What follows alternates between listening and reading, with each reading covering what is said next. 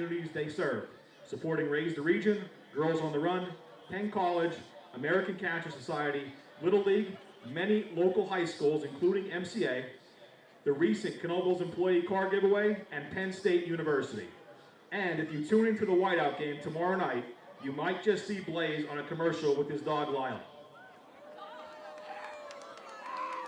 Joining Blaze tonight are his sons, Aubrey and Adam, his daughter-in-law, Angie, his son-in-law, Connor, his grandson, Blaze Anthony, who is a Montoursville player wearing number 40, and his granddaughter, Naomi, who is a Montoursville cheerleader and a member of the band.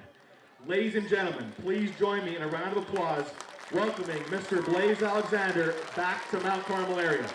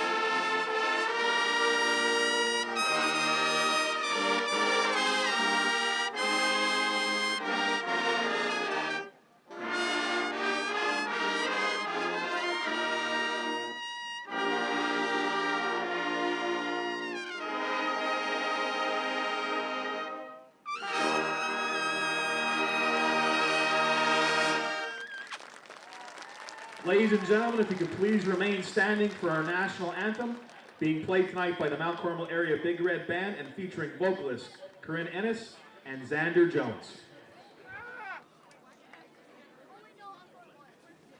Oh, say, can you see by the dawn's early light what so proudly we hailed at the twilight's last gleaming, whose broad stripes and bright stars through the perilous fight o'er the ramparts we watched were so gallantly streaming, and the rocket's red glare, the bombs bursting in air, gave proof through the night that our flag was still there.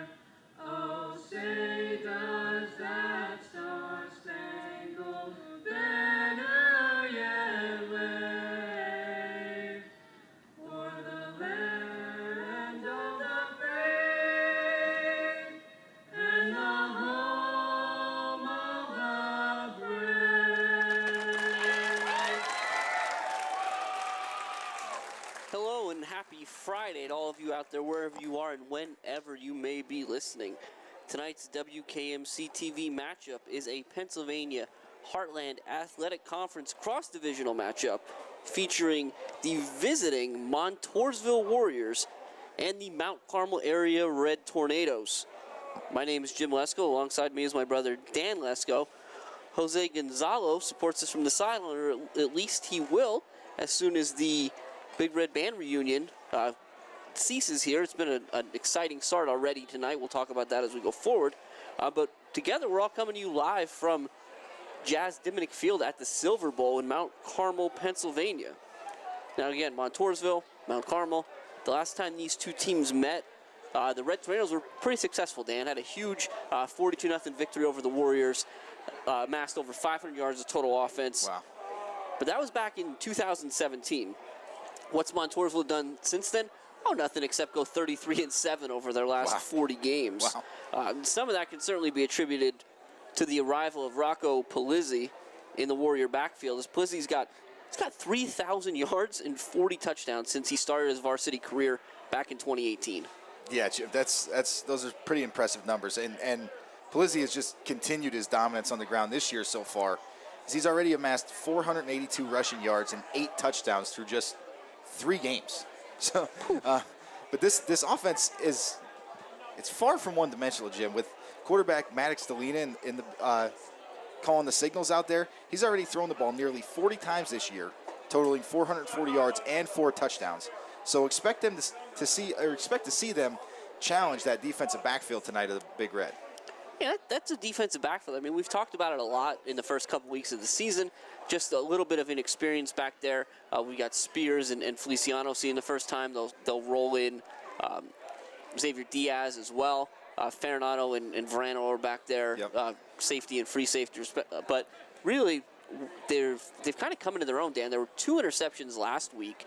But, a lot of their ability to play good pass defense is predicated on the Red Tornadoes getting after the quarterback.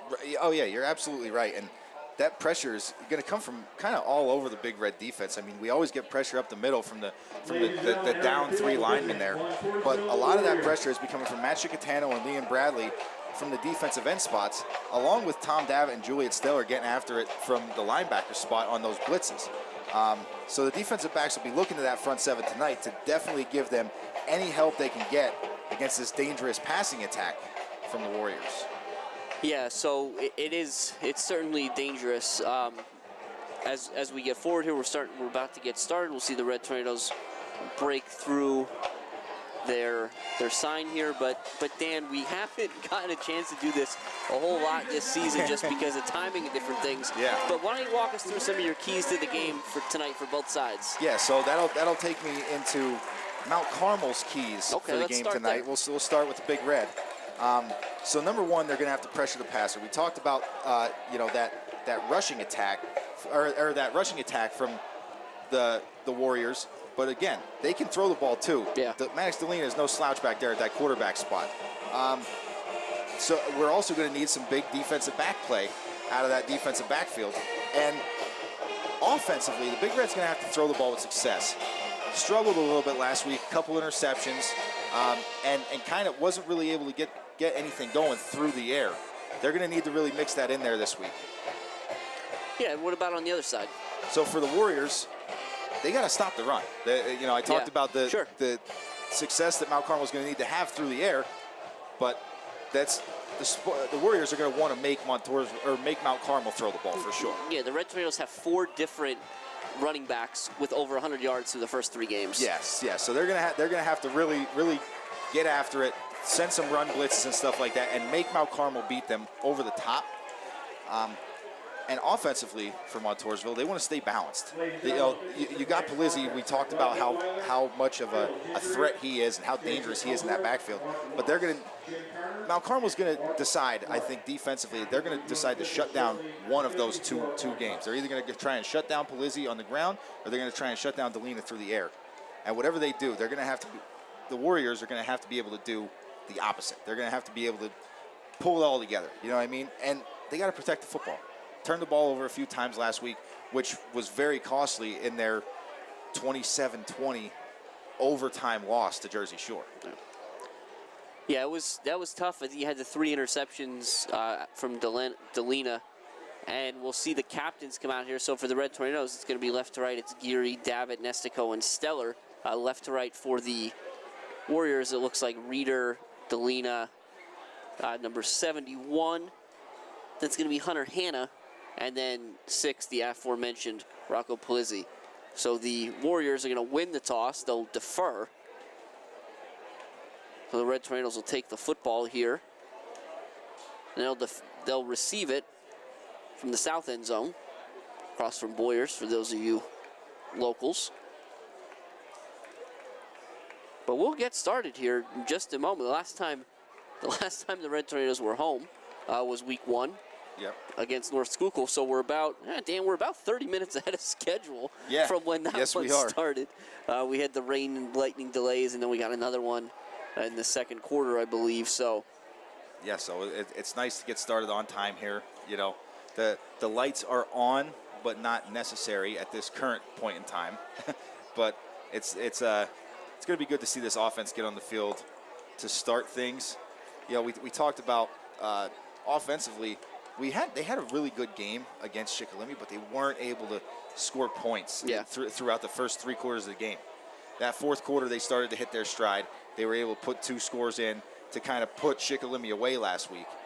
So it's nice. You know, you get a nice fourth quarter the previous week, and then you get the ball back right to start this week. So try and continue that momentum. I know it's a week apart, but you really want to just roll that momentum over and put some points on the board right away to get started.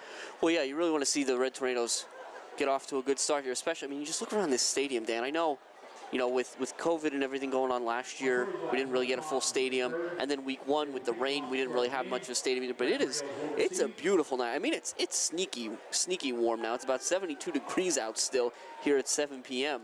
And the stadium's packed. People are still coming in. So it is a great night for football here in central Pennsylvania. It most definitely is. It's going to be number 89 teeing off for the Warriors. We're underway here. It's going to be Spears will take it at about the 13 on a run.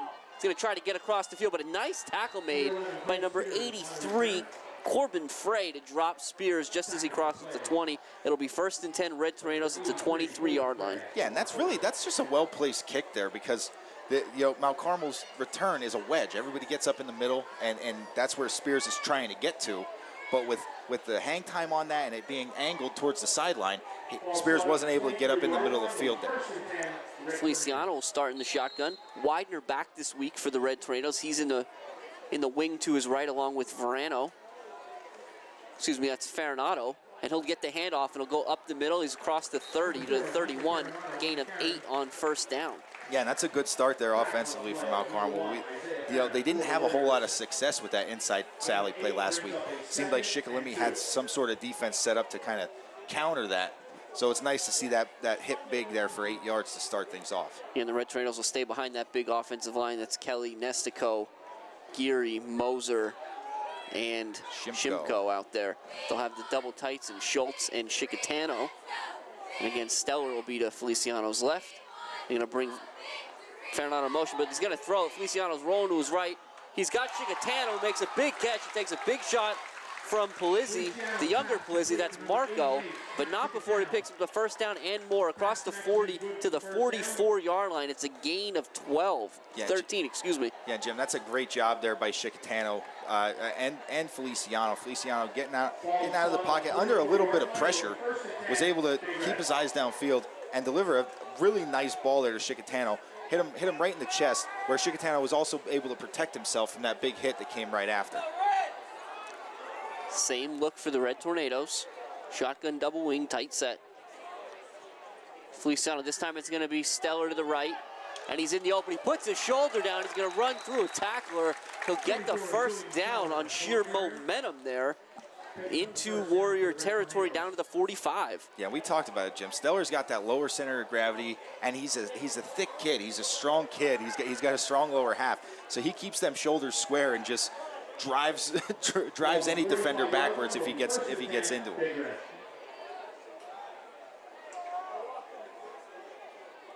Three good plays for the Red Tornadoes to start the drive here. 10:20 left in the 1st quarter. We're just getting started here at the Silver Bowl. Feliciano brings Farinado in motion, but he's going to keep it himself this time, and he'll get over the 40. They're going to stack him up. He's going to stay on his feet. Tough run there. He'll get to about the 37, so it's going to bring up 2nd and 3. That's a real tough run. It seemed like, the whole pile, the offensive line and the defenders were all stacked up in one spot. And Feliciano somehow almost squeaked out of there and got an extra yard out of where the pile was at. So now the Red Tornadoes are going to open it up a little bit. Schultz is going to be out wide to the Red Tornado sideline. Farinado will be in the slot. Widener and Stellar stacked to Feliciano's left. And he's going to throw. No, he's going to run. Nice job there of eluding the initial rusher, But ultimately, we tackle by number 46, Matt Conklin. Before he can get going, he'll get back to the line of scrimmage and bring up 3rd and 2. Yeah, that's a well-designed play there from Coach Darrett. Something I don't think we've seen this year yet. You know, spreading things out, making it look like a full-on offensive set, and then a nice little quarterback draw. I like it. I like the setup, he said, and I like the fact that we're going to spread things out a little bit every once in a while, just to keep that defense guessing. Red Tornadoes have the play clocks back in the end zones this week too, something we didn't have week 1. And it's going to be Stellar off the right side. He makes the first guy miss. Now he's in the open. Great run by Stellar. First down across the 30 to the 29. Yeah, and that's what you expect from your veteran running back there. Know where the sticks are, fight to get there, and then get whatever you can afterwards. He was stacked up there. There wasn't a lot of room, but he got just enough to get that first down and a little more. The Warriors without an answer thus far to this Red Tornado offensive attack on this initial drive. Mount Carmel picking up yards in chunks so far. And this time Feliciano's going to throw it again. Now he's going to run. He's got the space. He's going to spin out of bounds near the stick. We'll see if they give him the first down. Nope, they're going to say he's about a yard short. 2nd and 1 from the 20. Yeah, that's another really good play there. Feliciano doing a good job there, just realizing that, hey, I'm not only a passer when I roll out on these plays. It was well defended, very well covered downfield, did the right thing, pulled that ball down and got 9 yards. Getting that same look for the Red Tornadoes with Widener and Farinato in the wings to the right. Stellar is to Feliciano's left, the double tight in Schultz and Chicatano. It's going to be Stellar up the middle. He's got the first down. He's inside the 15. He's going to keep his legs pumping. Going to mark him at the 14, it looks like. So it'll be 6 yards. It'll be 1st and 10 from the 14-yard line. And Jim, this is what the Big Red was able to do last week against Shikellamy. They were able to move the ball at will down the field, putting together long drives. They weren't able to convert for touchdowns. We really need to see 6 points on this drive here. Would be huge to get things started in this one.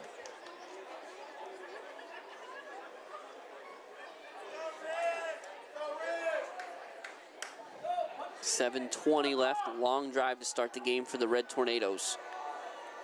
Feliciano, it's the handoff inside. This time it is Farinato, and he's trying to bounce to the outside. Now he's up in the middle to get down near the 5. And about the right at the 5-yard line, so be just a couple yards short of a first down here. Again, the Red Tornadoes can get one without scoring. It looks like they'll give him 8 yards, 2nd and 2. Yeah, really nice job there by Farinato, kind of picking his way through. Was trying to get to the outside, beat 2 guys to the corner, and then found his cutback lane. So it was a really nice job there.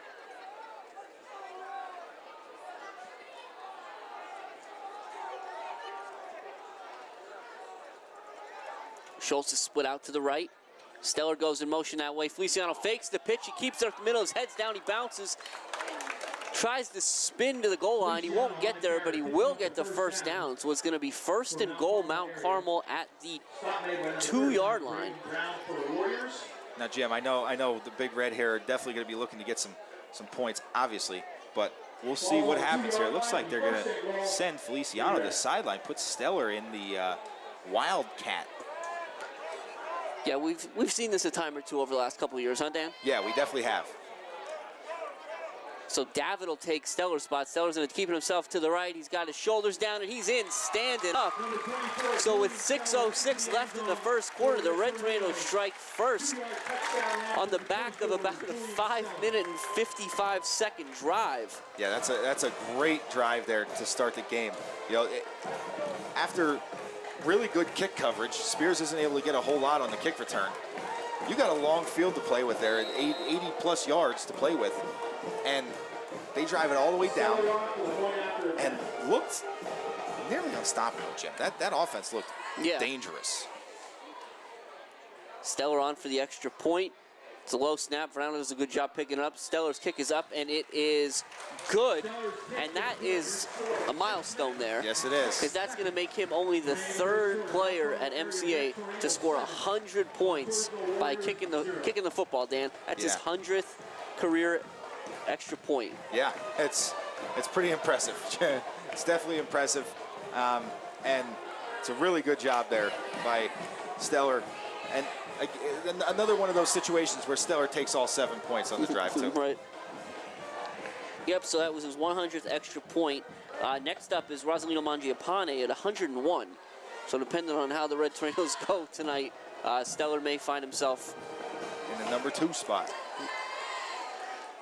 So again, 6:06 left, 7-0 Mount Carmel.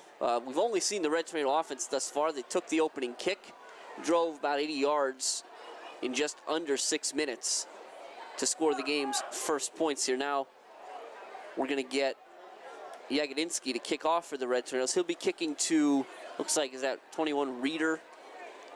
I believe so, and it looks like Polizzi as well. It's definitely a 6. I'm not sure who the other.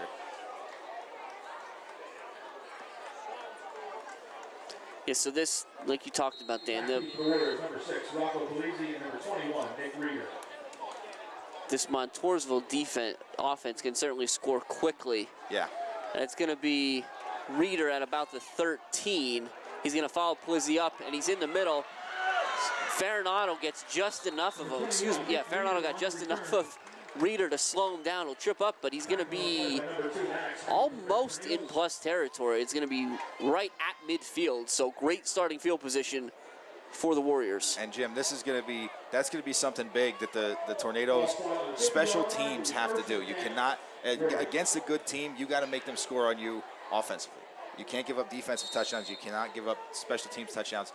And you got to try and keep them at a great field position. So the Warriors are going to come out tight to start. It's a wing T formation. Quarterback Maddox Delena sends Fenner in motion.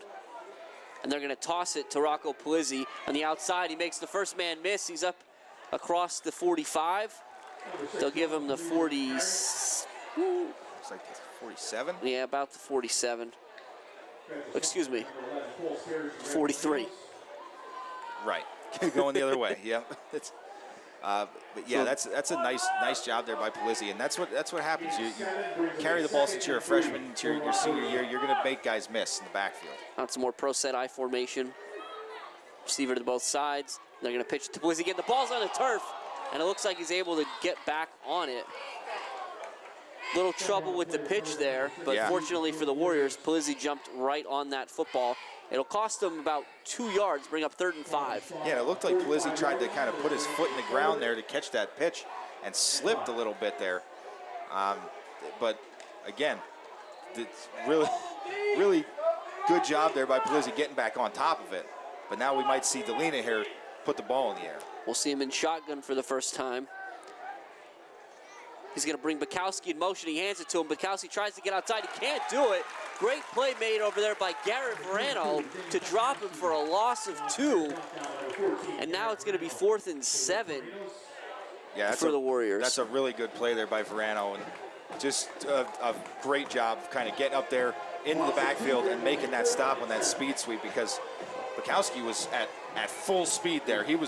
I didn't think there was anybody going to be able to stop him. Verano did a really good job of it. Now the Warriors are going to come out to punt. Now the returner's got to be careful because their punter's Delena, so he can certainly do a whole lot of things back there. He's got a leg. He's got along a 48 and 54 already on there. So this is a high end-over-end kick. Farinato's going to take a fair catch right at the 10. Yeah. So a good kick there by Delena. It's a real nice kick there. Had a lot of hang time.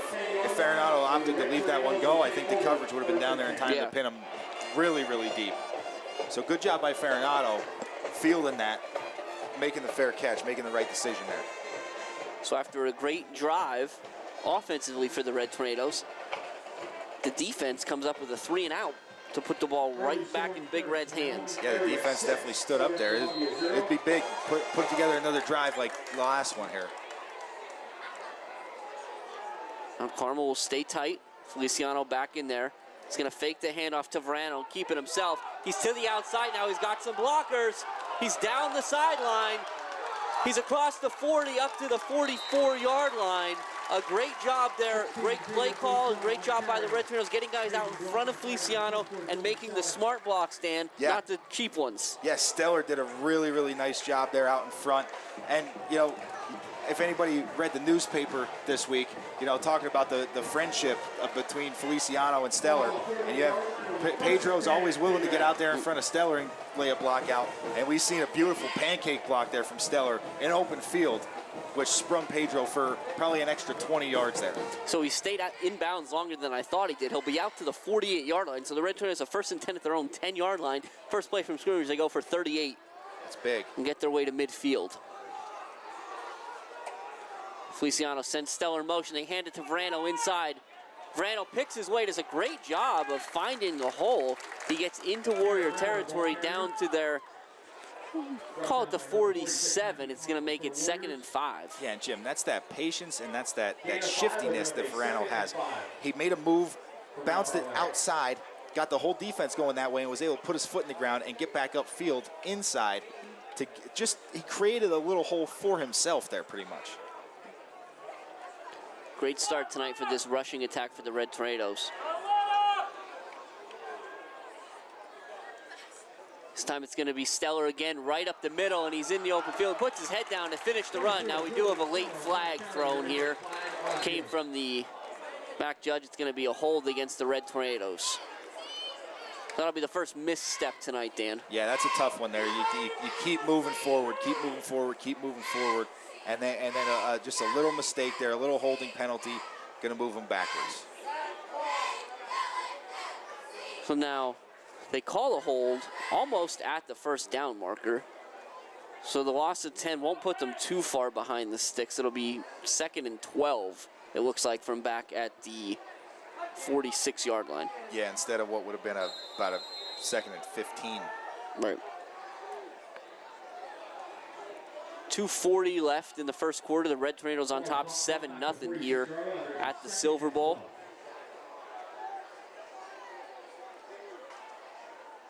Feliciano sends Zarski in motion this time, fakes the pitch, keeps it himself. He stays on his feet, does a great job of reading the lane, and he'll get very close to the first down. It's like they're going to call him short by, I don't know, a couple inches, Dan. Yeah, it's real close there. I thought they were going to give it to him here. That's what it's going to be, 3rd inches. Measurement here. Maybe not. No need to measure. First down, Red Tornadoes. Yeah, that's big. After you know the big 10-yard holding penalty, to come back and get that first down back right away. That's a huge play. Ball be placed at the 42-yard line of the Warriors. Verano will stay in there at the wing. Feliciano's going to throw. He's looking for Verano down the middle, and he almost has it. It's almost picked off by Fenner. He throws into double coverage. Good defense there by Reeder and Fenner from the Warriors. Reeder had great coverage on Verano, but I think Verano had the positioning if Fenner didn't get there. Fenner got there and just barely got a hand on that ball and knocked it away. Really good play defensively there. But another really nice ball from Pedro. Like, that was another really well-thrown ball from Feliciano. 2nd and 10. Red Tornadoes go back to the bread and butter. Zarski up the middle does a nice job picking his way. He'll be down to the 36-yard line. So that's going to bring up 3rd and about 4. Yeah, good job there by Zarski, getting them moving in the right direction and keeping the Big Red on schedule after that first down incompletion. You know, getting them back to 3rd and manageable here.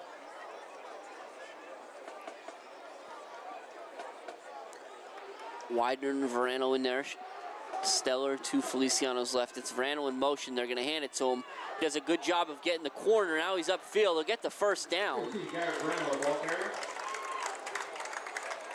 Not much more than that, but he got everything he needed. So good work there by 14, getting where he needed to be. Yeah, and a good job by Verano, just being fast enough to outrun those those defensive linemen that came through untouched there. That was, you know, they like to get those lead blockers out in front there, but sometimes it seems like they don't even get a push on those guys, and they get into the backfield very quickly. But Verano, just a little bit quicker. Gets the Red Tornadoes inside the Warrior 30. Stellar motion, but it's a snap to the up man who's Widener. And the Warriors do a good job sitting on that one. They were ready. Initial play made by, we'll try to see this young man when he gets up. Looks like number 77, Gavin Farkaharson. Yeah, that's a real nice play there by Farkaharson. Just kind of being big in the middle there, you know what I mean? Holding up, not getting rooted out on that wedge and staying tough in there. 2nd and 8. This time it's going to be Stellar up the middle.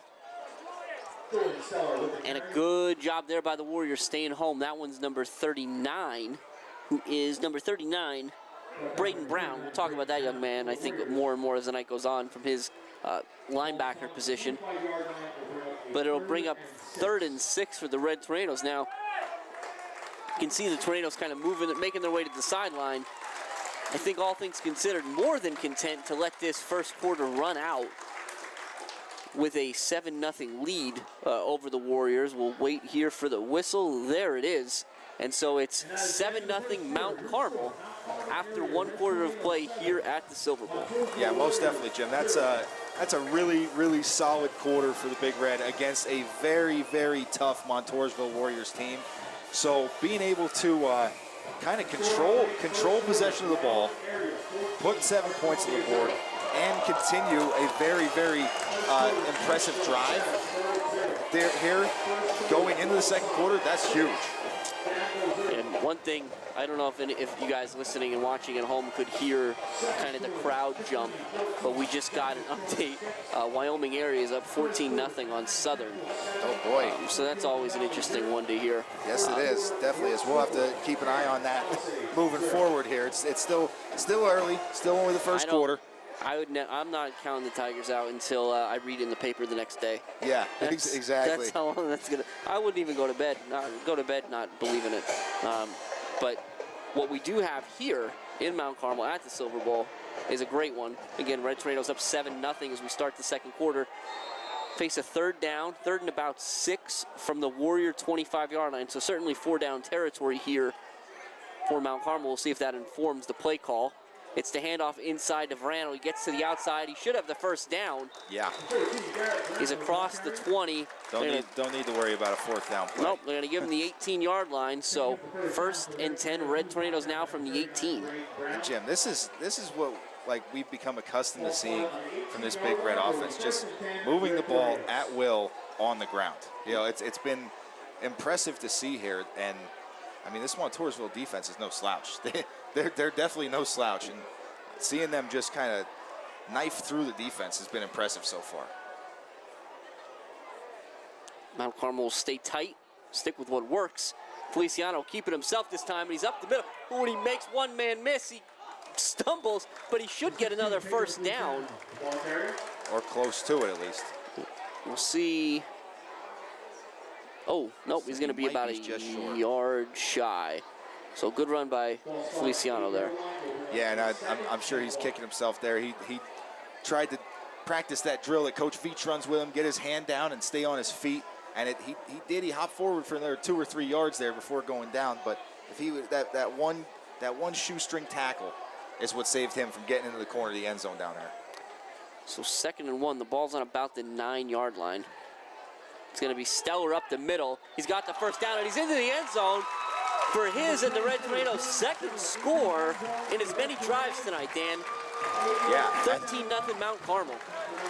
That's a really another great job from Mount Carmel. Just that's another impressive drive. Just moving the ball at will down the field and making things happen. Like just it seems like these running backs have come out possessed this week.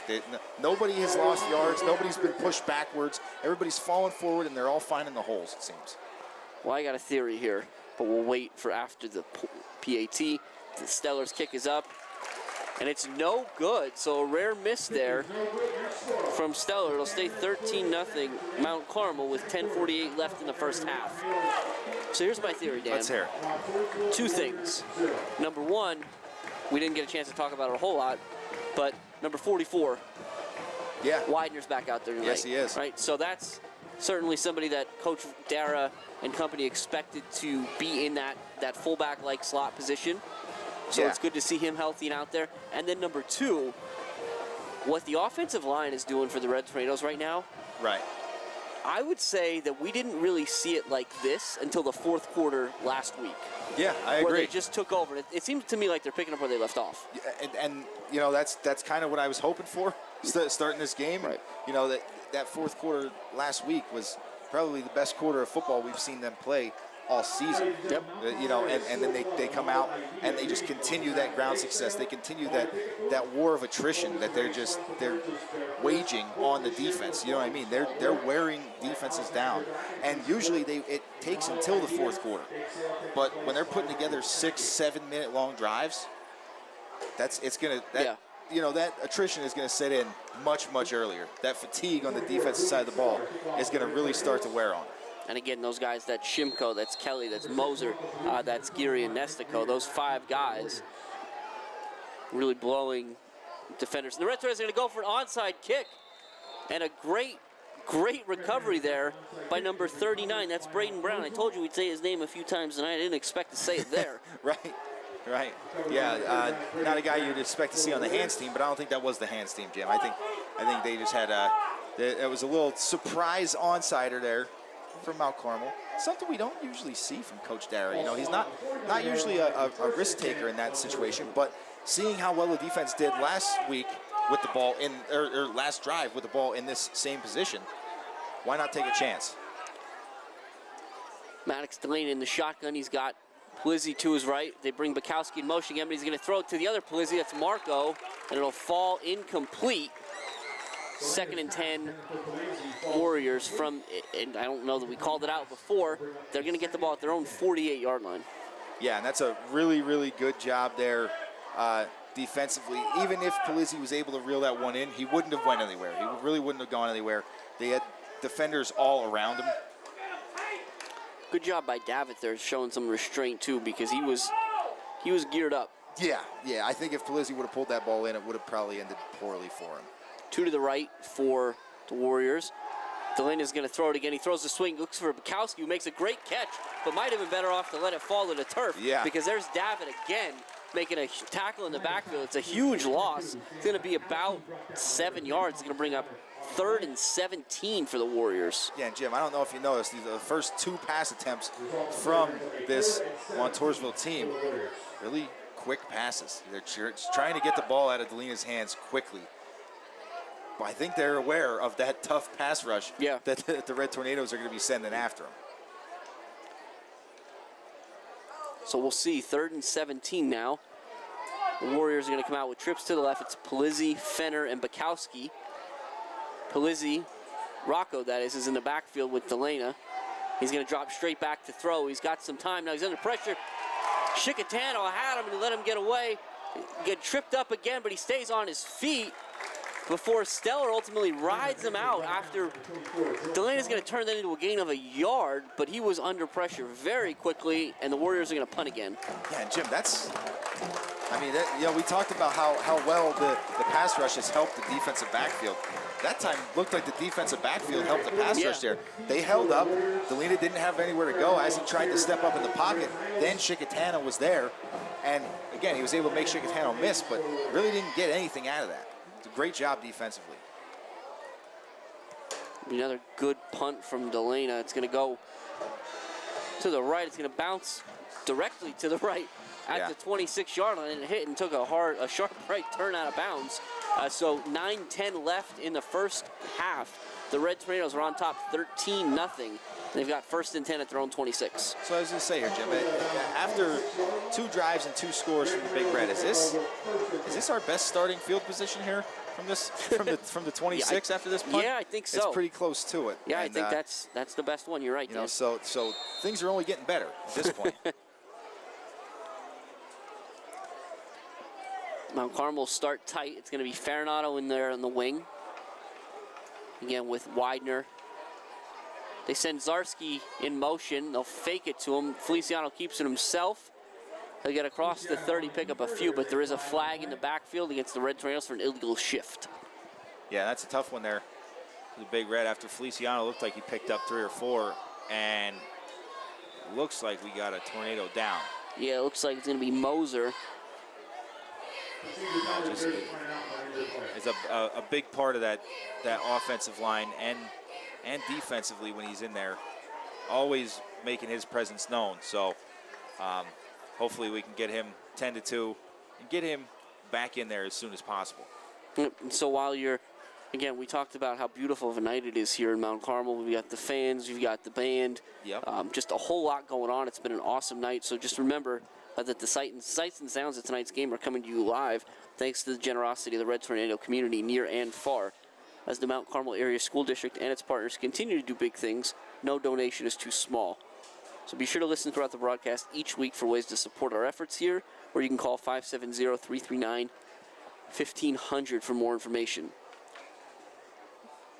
Tonight's game in particular, Dan, we didn't get to this, I don't think, at the outset, is sponsored by Family Home Medical. So big shout out, big thank you there. And, you know, local businesses for sure. We're always supporting local businesses, right? Had some Hollywood again tonight. Yes, we did. Before the game. Yes, we did. Had some Hollywood. I think I had some Chicatanos last week. You know, that's not even the tip of the iceberg. All the great places and things to do. Get up to the academy, get your gear. That's it. That's it. As we see Moser is up on his feet, which is great news. He's going to walk off under his own power, a little bit gingerly. Yeah. But hopefully we'll see him back at some point tonight. In his stead, at this point, it's going to be number 60, Ken Wetzel. We've seen Ken's been out there a good bit this season at various points. Yeah, and I'm curious to see what they do, because normally it seems like when Wetzel's in there, they have him at the center spot. So I'm wondering if they're going to bounce Geary from center over to guard, which it looks like they might be doing. Yeah, with the way they're standing at least, right, Dan? Yeah, if they line up that way. So that's another thing to keep an eye on. Wetzel's coming in, just, you know, fresh off the sideline here. Keep an eye on the snaps. You know, just something to keep an eye on going forward. Again, hopefully we get Moser back out there as quickly as possible. I'm sure Wetzel's going to do a bang-up job. Yep. So in his stead. So good call, Dan. Wetzel's going to be over that. It'll be Geary moves left guard. For the Red Tornadoes.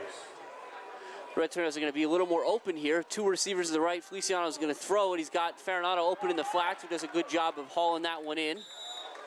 He'll be driven out of bounds, but not before he gets back across the original line of scrimmage out to the 30. So it's going to bring up second and about, what do you want to call it, Dan? 6? Looks like, yeah. Looks about right. I'm good with 6. But Jim, this is something that I really had been hoping to see Coach Dara incorporate into the offense. These underneath passing routes. So, you know, going over the top all the time is great, but you got to work underneath to kind of suck that defense in so you can hit them deep. Stellar back in there for Zarski. It'll be a tight formation. It's a high snap, to your point, Dan, but Feliciano does a good job of corralling it. A nice play made there by number 9, Caden Frame, to drop Stellar in the backfield. It'll be a loss of about 2, so we're going to get back to 3rd and 8. Yeah, that's a really, really nice play there by Frame, getting in there and tripping Stellar up. But good job by Feliciano, kind of handling that snap, and Stellar doing anything with that play. And you see Stellar's going to come out, as is Matthew Chicatano, which tells you the Red Tornadoes are going to open this up a little bit more. Yep. So you'll have Farinato and Spears to the left. It's Schultz and Verano to the right. Widener's in the backfield with Feliciano.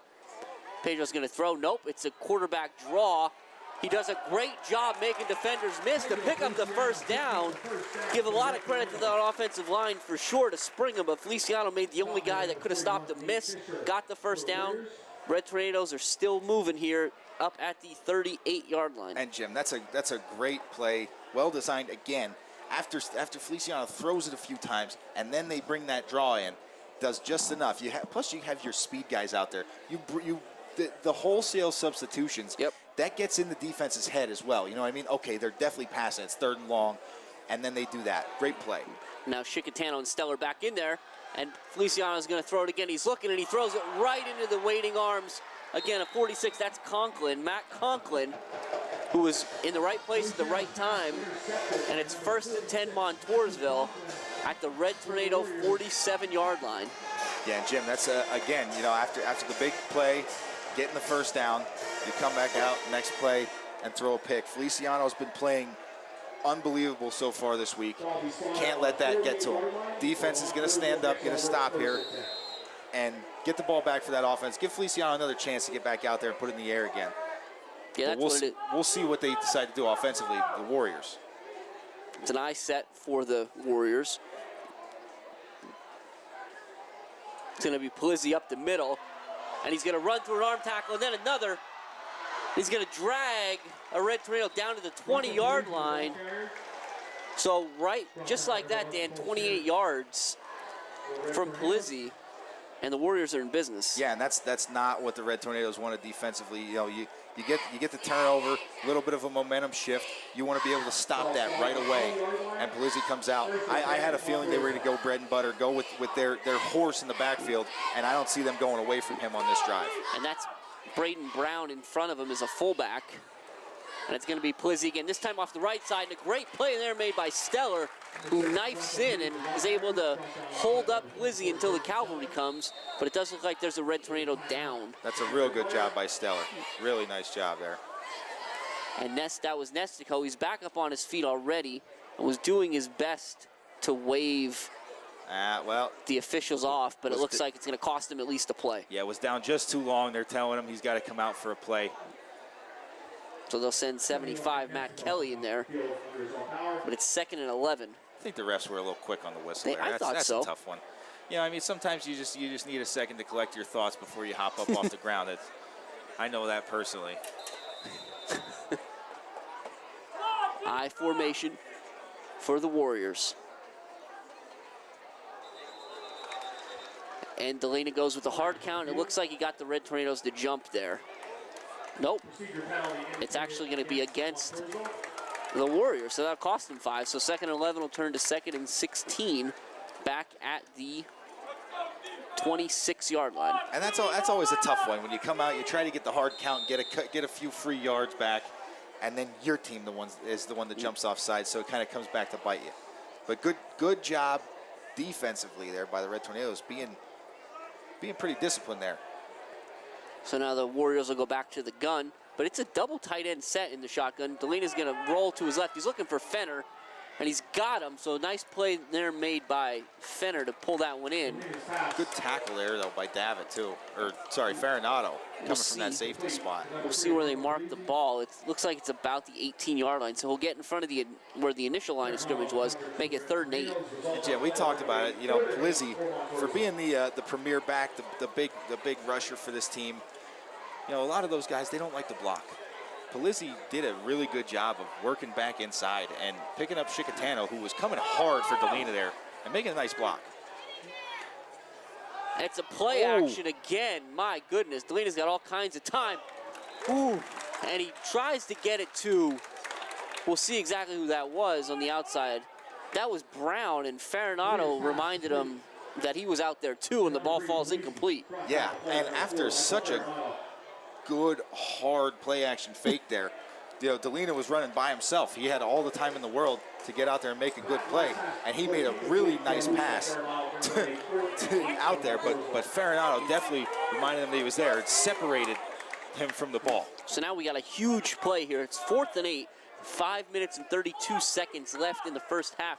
The Red Tornadoes are up 13-0. So Delana takes the snap. He's going to roll to his right. He's going to look for Fenner, and he's got him. Good catch. Ball was right on the money. Yeah. And Fenner snatched it out of the sky for a first down. It'll be 1st and goal from there. Looks like from about the 7-yard line. And Jim, it seems like this is going to be the only way that Delana is going to have any time to throw the ball this week, is if they continue to keep him on the move. They continue to keep him rolling out of the pocket, gives him enough time, and he's athletic enough. He's got some speed to get out there too, so he can outrun any sort of defensive tackle. So now you got a kid with 40 rushing touchdowns over the last 3 years. Who are you going to give it to? Him, number 6, Rocco Palizzi. That's where I'd go. Inside the 5, but I wasn't expecting it out of the shotgun. No, me either. I think we'll see them probably go back to pro I set. Palizzi behind Brown and just let him get in there. That would be my assumption, but I've been wrong before. 2nd and goal from the 5 now. You see on the Red Tornado side, it looks like Moser's back up. Yeah, good news. And there's Polizzi behind Brown. And the Red Tornadoes are going to stack him up. At least on that one. So they're going to have to try it again here. It'll be 3rd and goal from the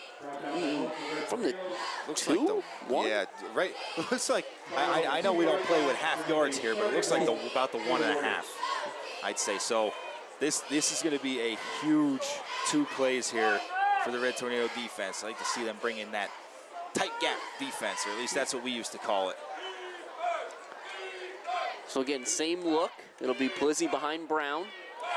Again, Delana's a big kid too, though. Don't sleep on him.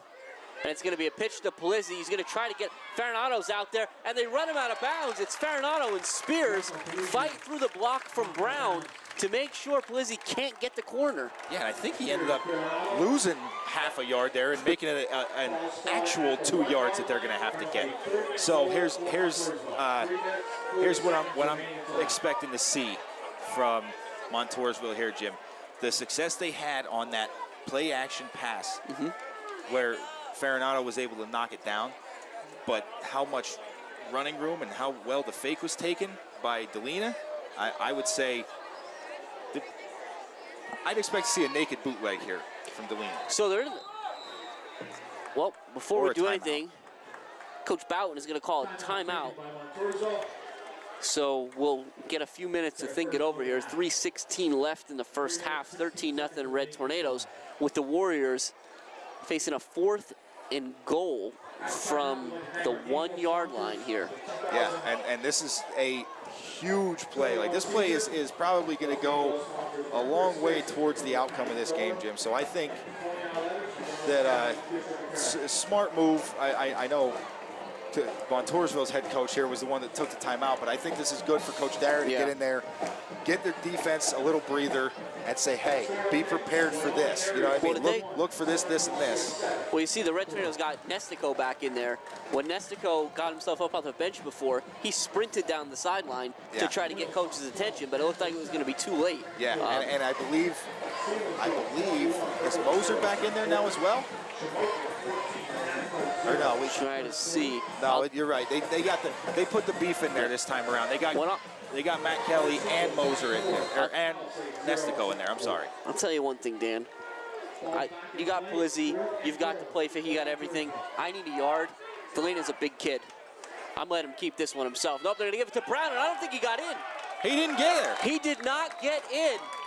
They try to go to the handoff to the up back. The Red Tornadoes turn the Warriors away. And Jim, that's one of the biggest defensive plays I've seen this year from this Red Tornadoes off defense. And that's just enough time for this Red Tornado offense to drive down the field and put some points on the board again. I mean, I'm shocked, Dan, because I think what we've seen from the Red Tornadoes defensive front is that they've kind of owned the line of scrimmage. So that's why I thought you'd see more of a quarterback sneak or something, not give the Red Tornadoes a chance to penetrate. Absolutely, and we're going to see some wildcat to get out of this precarious position here.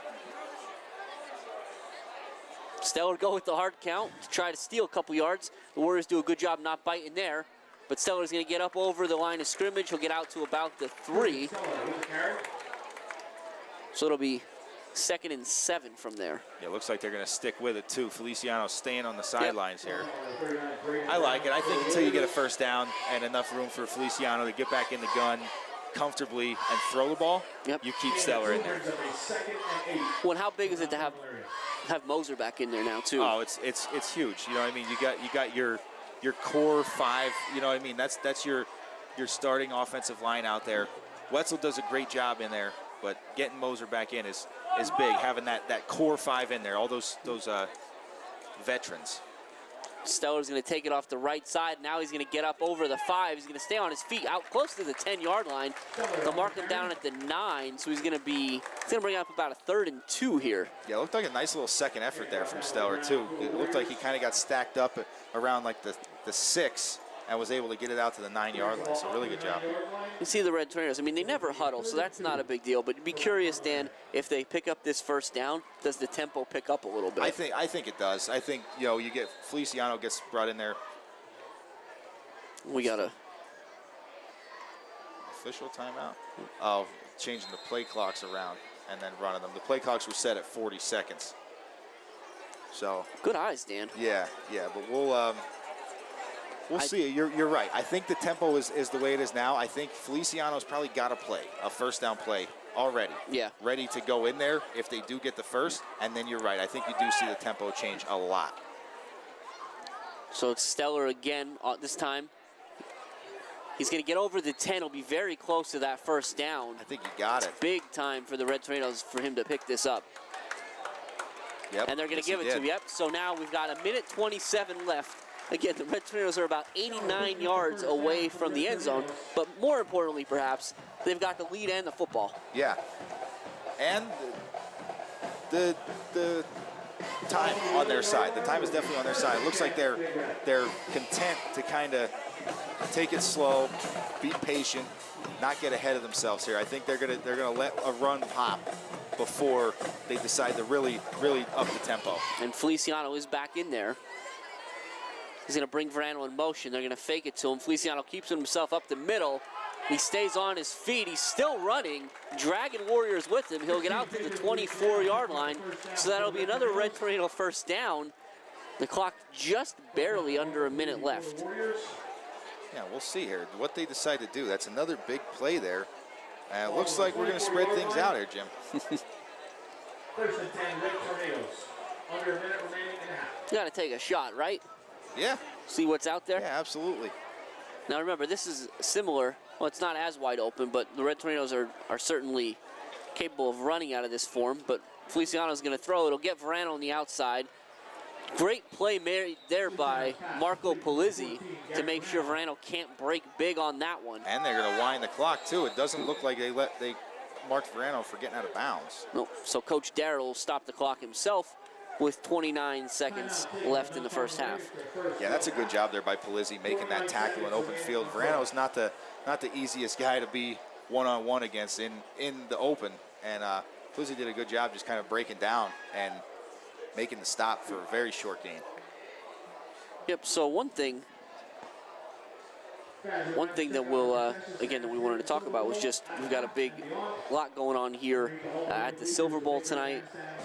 We had the return of a lot of band members tonight, Big Red Band, which was super cool. Yep. Blaze Alexander of the Alexander Family Dealerships. He's a 1966 graduate of Mount Carmel. He's now of the Montoursville area, so he was here to raise the flag. Yep. That was cool to see all those guys. Most definitely. But like we said before, it's a great night for football, and the Red Tornadoes are certainly keeping their fans happy tonight. Up 13-0, 29 seconds left in the first half. Feliciano in the gun. He brings Verano in motion. They're going to fake it to him. Feliciano keeping himself up the middle. Again, he's going to get hit by Polizzi and Fenner as he crosses the 30. Red Tornadoes are letting this clock run. We'll see if they even decide to snap another one. It's 3rd and about 3. I think if they do, they might run one more play. No, it looks like they're going to take it in. And it's hard to argue with that. Yeah, absolutely. Don't want to make a mistake this late in the half. So there it is. The clock's hit 0. It's 13-0 here at the Silver Bowl after one half of play with the Red Tornadoes on top of the Warriors. We'll be back in just a few minutes with stats and other information, and most importantly, the second half. Stay tuned. We'll be right back.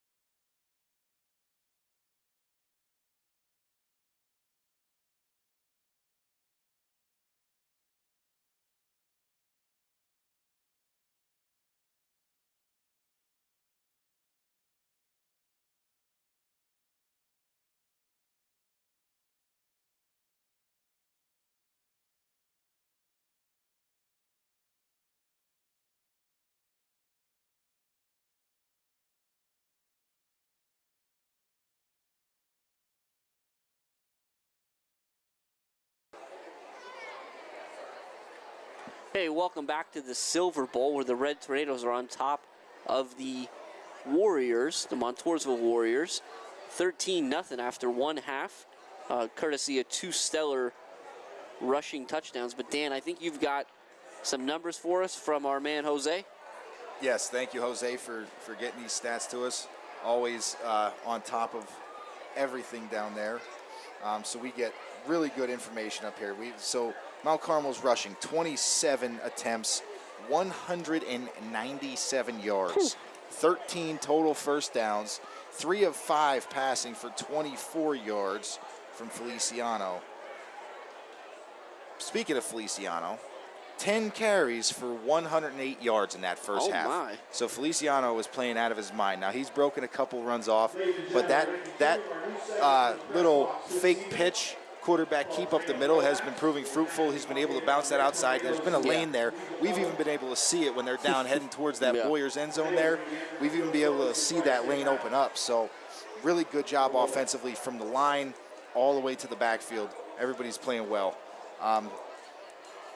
Also playing well defensively. You can tell that by these Montoursville numbers. We've got rushing-wise for Montoursville, 9 attempts for 9 yards.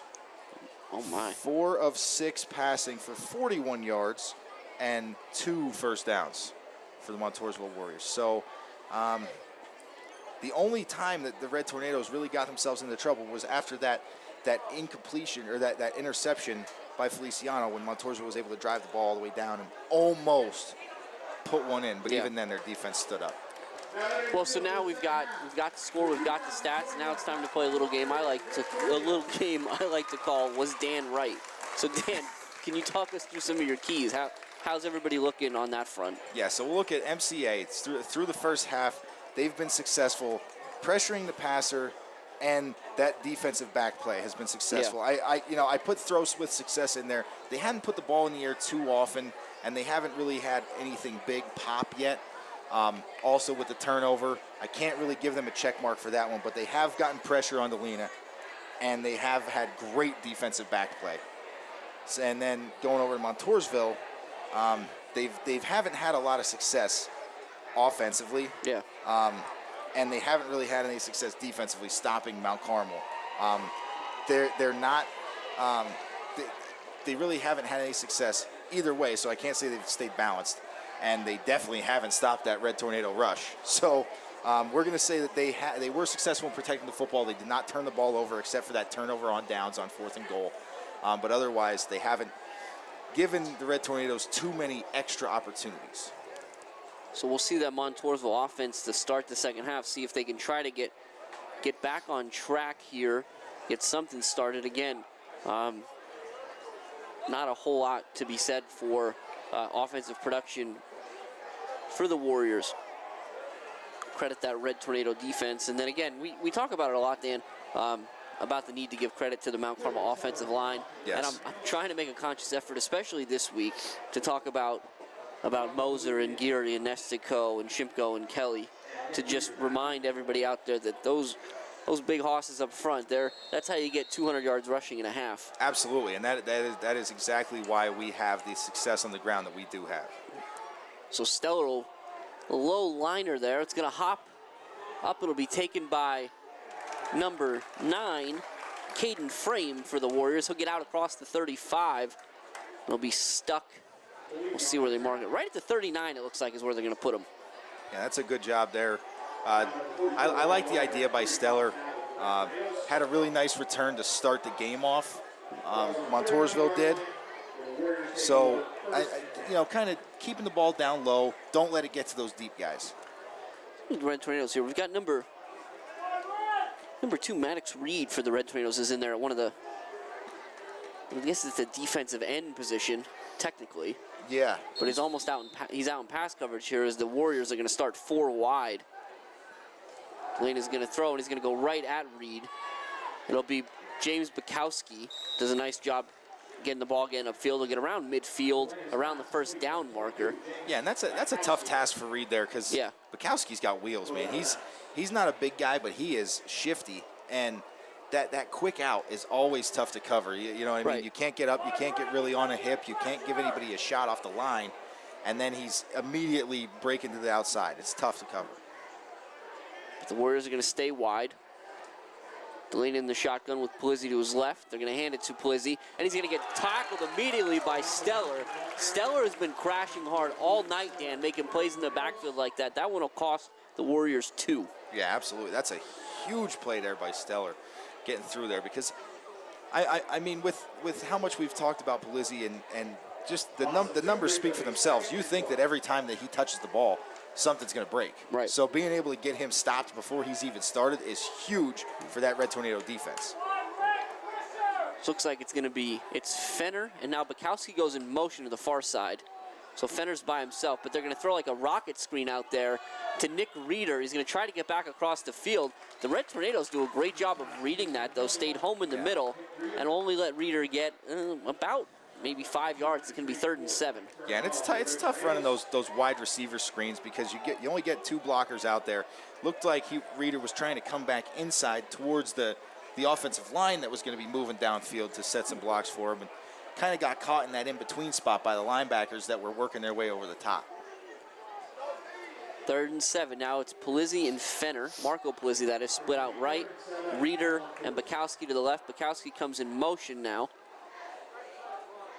And Delaney's going to throw it. It's under pressure. Immediately goes down. Chicatano's first on sight, but he wasn't the only one. Nestico's in there too, and the Red Tornadoes are fired up tonight, as they should be, Dan. And Jim, that's that defensive front. We talked about that front 7. They're going to send 5 guys out, or at least 4 guys out in pass protection. I talked about Rocco Polizzi being a good back at the blitz pickup, but he can't pick up 4 defenders. Right. He can't block 4 guys. That's a great job by the defensive line, getting that pressure, and Chicatano and Nestico coming in there to finish that off. That's huge. See Delina punting to Farinato and Spears. It's a high kick. It's going to be short. Red Tornadoes need to get away from it. It takes a nice Warriors bounce. It's going to be down at about the 13-yard line. So with 9:41 left in the 3rd quarter, the Red Tornadoes are up 13-0. They're going to turn the Warriors away on their first drive of the second half and take over on their own 13. Yeah, and this Red Tornadoes defense is just continuing to play lights out in this, to start this second half. You come out, you give the ball to an offense like Montoursville that is normally so potent, able to do a lot of different things, and they can't move the ball on you. That's pretty important. So now they're going to be looking at the offense and say, hey, get us a little bit more room. That tight set out of the Red Tornadoes. It'll be handoff to Farinato on the left side. He's in the open. He does a nice job there getting through the first level. He'll get to about the 17-yard line. Bring up 2nd and 6. Yeah, that's a good job there by Farinato. Just kind of picking his way through and getting what he could there. And now at this point, if they're going to stay in this shotgun double wing, it's all about what I've been saying for years now, and it's staying on schedule. You get 4 yards on first down, you're on schedule. You really have been saying that for years. Hey, you run the same offense, you always want the same thing. 2nd and 6. Again, same look for the Red Tornadoes. Stellar goes in motion. They're going to fake the pitch, and Feliciano is going to avoid a couple Montoursville runners, so he'll get across. He'll get to the 20, and probably shouldn't have gotten that far. No, he should have been down about 3 yards in the backfield, it seems. But one thing we want to call out here, Dan, and I'm trying to find the right jersey number for the Red Tornadoes. So we see 75 Matt Kelly is not on the field at the moment. So it looks like 76 I think it's Kier, Michael yeah. Kier's in there. And Kier certainly had his fair share of big plays this season on the defensive side, and will pitch in and do his part offensively here too in the second half. Yeah, most definitely. So big play here, 3rd and 3. Again, it's the fake pitch to Stellar. Feliciano's going to lean forward. He's got it. Looks like they're going to give it to him here, Jim. I mean, there's 2 totally different spots there as well from the throwing me refs. off because it also looks like. All right. Either down. I think they were both going to be giving it to him, but it looked like one had him marked a lot shorter than the other. Yep, but wait. hold on. Now it's still going to be, all right. So yeah, either way, it's a first down. What an adventure that was. It looks like the Mount Carmel sideline's trying to get a little clarification as well. Like, why are we going off of his spot instead of yours? Well, where they spotted the ball, I didn't think that was a first down. Oh, yeah. Still got it. All right. 1st and 10 at the 24 now. This time it's Stellar off the right side. He'll get up in the middle across the 30. Again, and Dan, we saw this in the first half. These drives, they take a while. They do. Right? And that's being a team that runs the ball as often as Coach Dara's teams do. Being able to control the clock and control the pace is such an important part of the game. And, you know, putting together these long drives, that shortens the game for everyone. So you're going to keep moving the ball and keep scoring points, and the opposing team isn't going to have any time to come back. And the Red Tornadoes in no hurry here. This time it's going to be Farinato on that inside handoff.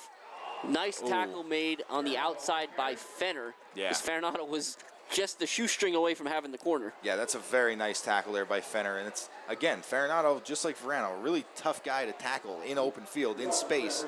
And Fenner did a good job of it there. So now after the good tackle by Fenner, it's 3rd and 5. Stellar's going to come out. Spears will go in. Again, that usually tells us the Red Tornadoes are going to go a little more wide open. We got Verano still on the sideline here, so maybe just to one side. Yeah, because Chicatano stays. So we'll have Farinato and Schultz split out to the right. Going to be Spears and Feliciano in the backfield. They'll send Spears in motion. They're going to throw him a little swing pass, and the Warriors read it really well. Polizzi does a great job of making the stop. Now, I got to confess, Dan, they got closer to that than I thought they did. Yeah, but I'd have to agree. It's still 4th down by about the length of the football. No, it's not. 1st down. I like it. My goodness. And Jim, I'm not sure. Like, we've seen this a lot this year. Kind of plays that are really close that normally would be, an official time for a measurement. They've kind of just been given the first downs this year. Yeah. It seems like, and I mean, when it happens for the Red Tornadoes, I'm definitely not going to complain about it. But I'm not sure if that's something that the PIAA wants these games moving faster or anything like that. But they haven't really been doing too much other stuff. Well, that was certainly earned. And this is going to be a snap to the up man, and it's Widener, and Widener's just finding white jerseys to run through. He'll get to the 40, give him a gain of 6, 2nd and 4. Yeah, Widener's my type of fullback, Jim. That's these fullbacks that like to dance around and pick their way through. No, we don't do that. Fullbacks don't do that. You put your shoulder down, you hit the first guy that's near you, and make him pay for trying to tackle you. That's what Widener's doing out there. I like that. I always appreciate that. So the other thing, Dan, we talked about these long drives, and that's the other thing to remember. We mentioned it at the outset. It's pretty warm tonight. It's 66 degrees out, so credit the Red Tornadoes' conditioning thus far for being able to do the dirty work. It's going to be Farinato again, and this time he's going to stay in the middle of the field. He'll pick up the 1st down there across the 45. Keep those sticks moving, and we've got the clock stopped for the chains to move it with 5:18 left in the 3rd quarter. Red Tornadoes up 13-0 on the Montoursville Warriors. Yeah, and Jim, this isn't it's not something we usually track or keep track of, but I'd be curious to see what the time of possession disparity is for this game. And I mean you can kind of see a little bit of fatigue setting in with this Montoursville defense.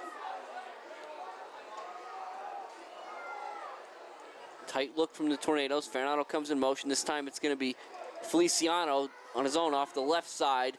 But again, it looks like it's going to be Fenner who steps up and makes a nice tackle, keeping Feliciano inside. He'll pick up 2, 2nd and 8. Yeah, there wasn't much there on that one. Feliciano did a good job getting anything out of it.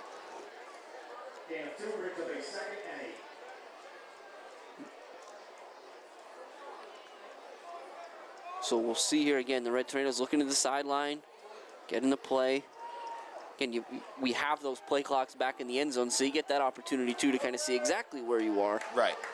Yeah, it makes it easier than having to wait for the ref to put his hand up.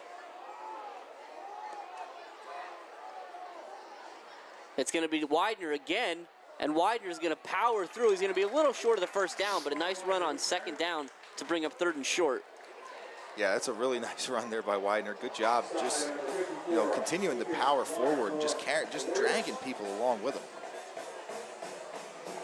Okay, now that spot. That spot was not so generous. No, I thought we were looking at a 3rd and about a foot. It's going to be 3rd and closer to 3. Yeah, but this is definitely 4-down territory here. You got 2 plays to get 3 yards. I think they can do it. They'll stay tight. Stellar will go in motion. They'll fake the pitch. Feliciano's going to take it up the middle. He'll get the first down. They get down to about the 41-yard line. And what's interesting, and this is, Dan, maybe where it gets a little frustrating if you're the Warriors, is it didn't look like they were buying that fake that time. Yeah.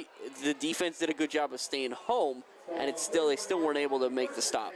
Yeah, it's definitely got to be frustrating for the Warriors at that point, because you're doing everything right. You're reading the play right. You're getting to where you need to be, and you're still getting kind of gouged a little bit, at least enough, giving up enough to move the chains. It's tough.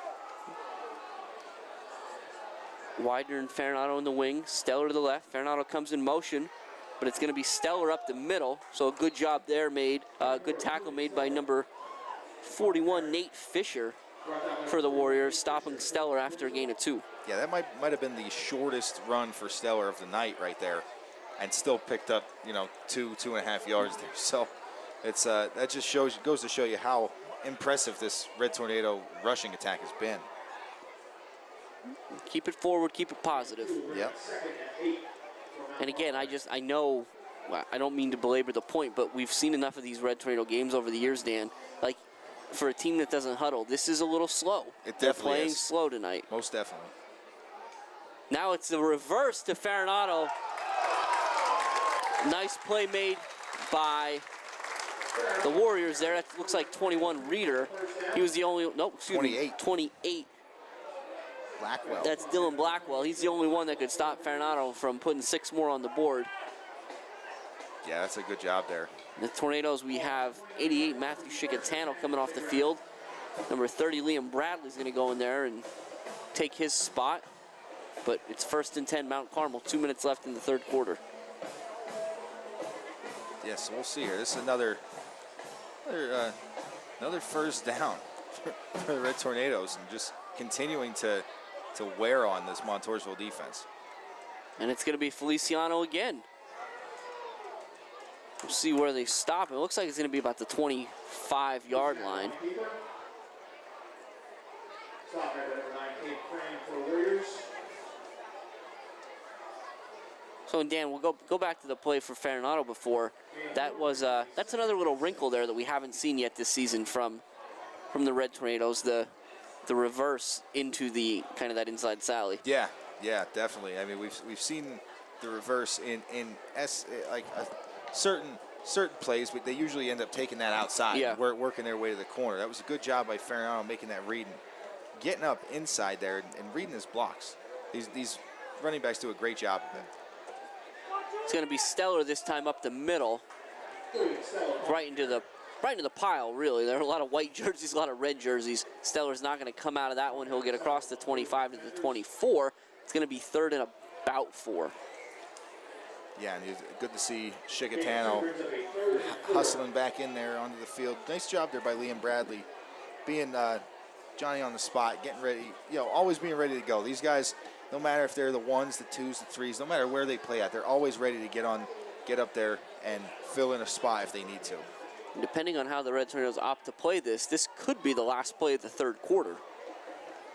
And it's going to be the handoff to Farinado, and he goes up the field. He's cutting back and forth. Does a great job. Got the first down. Another Red Tornado first down, so the clock will stop momentarily with 12.7 seconds left. But once they set that ball and the chains move, the clock will get started again, and the Red Tornadoes are going to gear up for the 4th quarter and after what's been an impressive 3 quarters.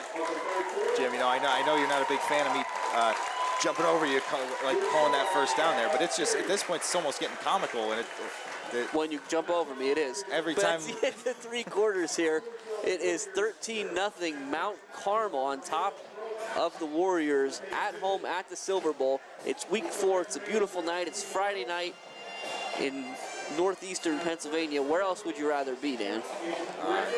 Yeah, I was trying to think of somewhere. I thought maybe I'd get you, but I can't think anywhere else than watching these Red Tornadoes here on the Jazz Diminick Field inside the Jerry Breslin track at the Silver Bowl. Like, this is just a great place to be. It's a blast. It's a great time to be here. Again, want to thank Family Home Medical for their sponsorship of tonight's game. Want to make sure that when you're in Mount Carmel, because if you're listening to us, maybe you're away, whether it's for the week, for a month, for a little while, make sure you come home. Always welcome home. And want to make sure that when you are home, you're frequenting all of our favorite establishments. And heck, if you can get yourself home on a Thursday night, make sure you check out Supper Club. It'll be either the West End in Coltmont or the Knights of Columbus here in Mount Carmel. Food catered by Chicatanos and Hollywood, respectively. But again, that's always a great place to get in, hang out with the cheerleaders, band members, senior football players. You get to talk to coaches. You get to talk to great guys like Jose. You get a lot of different people down there, and it's always a good way to spend a Thursday night. Yeah, definitely is a good way to spend Thursday night. You get a lot of information as well. A little trivia.